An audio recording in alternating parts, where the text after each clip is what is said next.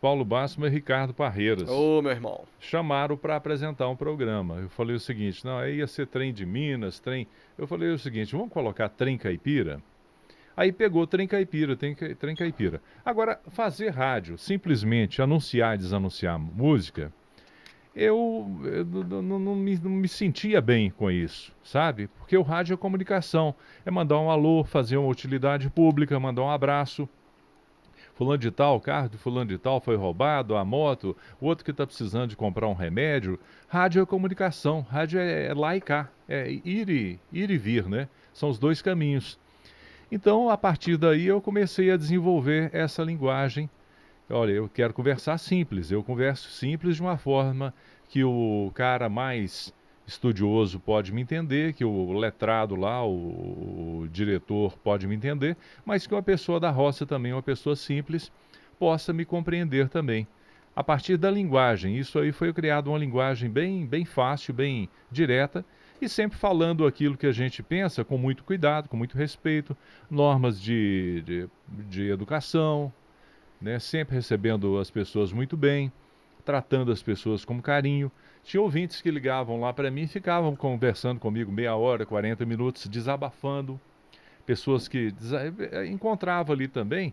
Outra parte que eu passei na minha vida, que foi do Centro de Valorização da Vida, uma parte que me criou muito, formou muito o meu caráter, como auxiliar as pessoas num desabafo, né? Quanto tempo você não desabafa?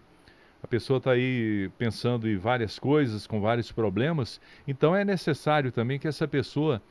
Então hoje já existe outros serviços além do CVV, mas o CVV foi criado em Londres no século passado e é uma história, é uma entidade filantrópica, uma entidade sem fins materiais, só de ajudar as pessoas. Eu coloquei aquilo ali no rádio também, conversar com as pessoas, bater um papo, receber o outro com carinho, saber do problema do outro, o que está passando. Então ali, quando eu atendia um telefone, tinha um pedido de música? Sim, tinha um pedido musical.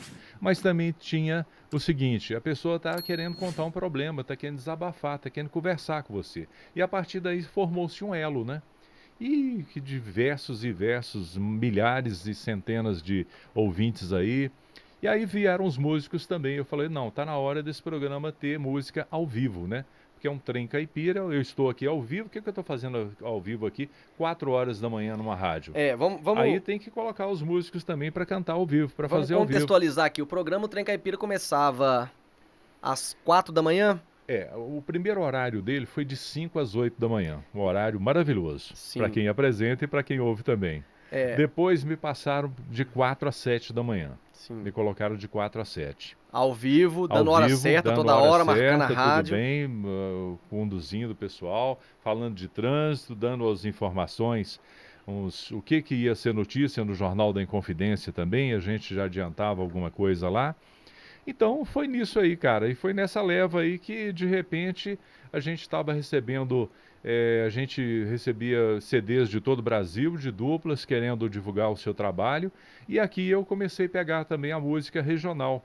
Os grandes nomes aqui, Chico Lobo, por exemplo, foi o primeiro a tocar Chico Lobo numa emissora de rádio, no braço dessa viola, e vieram os outros músicos também chegando e a casa foi enchendo, foi enchendo. De repente a gente já não dava mais conta do que era Trem Caipira. Trem Caipira virou um hábito, né? Ligar de manhã, ouvir Múcio Bolivar na Rádio Confidência, Trem Caipira. E era verdade, Múcio. Isso é um hábito mesmo, porque... A própria sua família mesmo, familiares? Muito não. A minha família não. Acho que quase toda Santa Luzia, quase toda Contagem, Ribeirão das Neves, toda Belo Horizonte. Grande Belo Horizonte. Vou falar por mim do que eu lembro, né? Porque eu entrei na Confidência no ano de 2006. Aí já veio o concurso, né? Você é da época bem antes do concurso. Teve a lei de 88 lá que você e outros funcionários foram contemplados para ficar lá com a gente. E que aquisição e... Infelizmente, nesse decorrer, se a gente puder pincelar, e se você quiser falar, viu, se você não quiser, não tem problema nenhum, porque cada um sabe a dor e a delícia de ser quem é.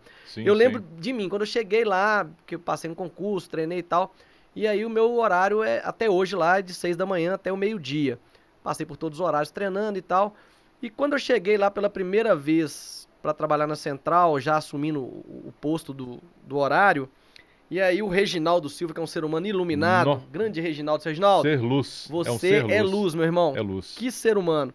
Ele é o operador da FM, né? Onde era transmitido o Trem Caipira.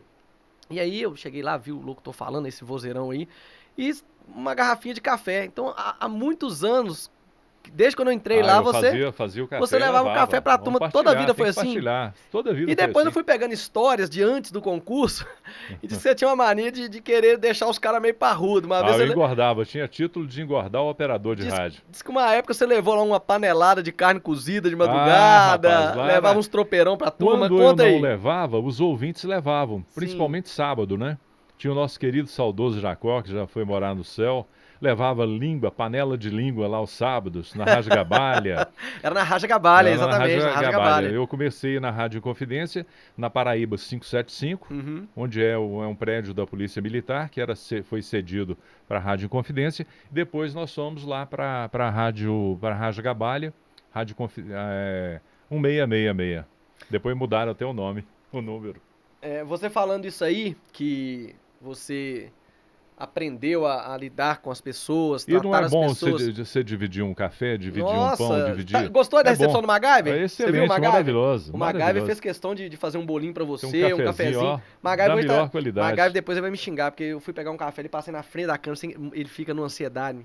Mas ele fez isso, sabe, no episódio. Mas como ele é o mestre da magia, não apareceu, né? O meu, ele vai falar, viu? Pra que você foi pegar o café? Passou na frente da câmera, pelo amor de Deus. Então já vou me defender aqui antes, porque ele desapareceu com o dele, mas o meu eu tenho certeza que vai aparecer na hora que eu peguei o cafezinho. Ô, Múcio, sabe um fato que eu presenciei? Eu não sei se você vai lembrar. Esse coração do seu tamanho, grandão. Um senhor de cadeiras de roda que não anda. Eu não sei se ele era paraplégico ou tetraplégico. Acho paraplégico. Me resolve sair de Petrópolis, Rio de Janeiro, rapaz, do nada, morador sozinho, pega um ônibus lá, desce na Rádio Inconfidência sem avisar, num sábado. Isso. A sorte dele é que tinha o Trem Caipira no sábado. Chega na portaria, eu me lembro, não sei se era o Chechel, se era... conhecer o Múcio Bolivar. Lá era o Chechel, lá era o Gilmar, lá era o Lafayette e lá era o Ebrahim.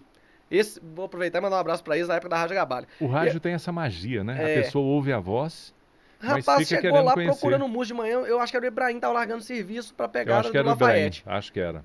E eu falei, procurando o Múcio, tudo bem, subiu e tal. Depois, quando ele estava lá nisso, ele contou que ele pegou um ônibus lá em Petrópolis, no Rio de Janeiro, ele estava lá. E depois eu vi aquela preocupação sua em arrumar um táxi que é adaptado para cadeirante, e você pagou o táxi dele para ele ir até a rodoviária. Ele veio aqui, Múcio, me que conheceu coisa bonita. E foi embora. Não, no mesmo dia. Eu fiquei impressionado, sem te avisar. Você já imagina se ele chega lá na rádio sem o seu programa estar lá no ar, sem você estar lá? Rodrigo, tem uma passagem aqui também. Eu conversava muito com o senhor Wilson lá de Caçapava, São Paulo.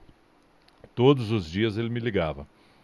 Um belo dia falou assim, eu sempre fazendo propaganda de Minas Gerais, venha conhecer as cidades históricas de Minas, conheça Belo Horizonte, Mercado Central, sempre fazendo uma propaganda muito grande, né?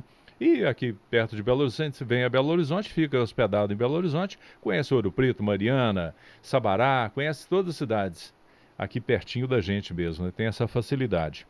Então eu sempre fazia aquela propaganda. Um belo dia, chega duas moças, né? Uma senhora mais uma moça, de madrugada lá, pode subir? Pode subir, era o Ibrahim que estava na portaria. Pode subir? Pode. Porque ela chegou assim, eu sou esposa do Wilson, que queria te conhecer. O maior desejo da esposa, do meu esposo, do Wilson, era te conhecer. Nossa, isso... Mas ele faleceu tem 15 dias. Eita! E o que aconteceu? Ele já tinha comprado um pacote de turismo, né? Para ele e a esposa dele, para ele vir aqui, ficar me conhecendo e aproveitar e conhecer um pouquinho das cidades históricas, um pouquinho das cidades mineiras, né, daqui de Minas, da história de Minas. Então, naquele dia, cara, na hora que ela me falou o nome do senhor Wilson, faleceu, aí eu comecei a chorar. Aí não teve jeito, comecei a chorar, e ela também chorando lá, e para voltar para o ar. Muito. Um abração aqui, magia, né? cara, tem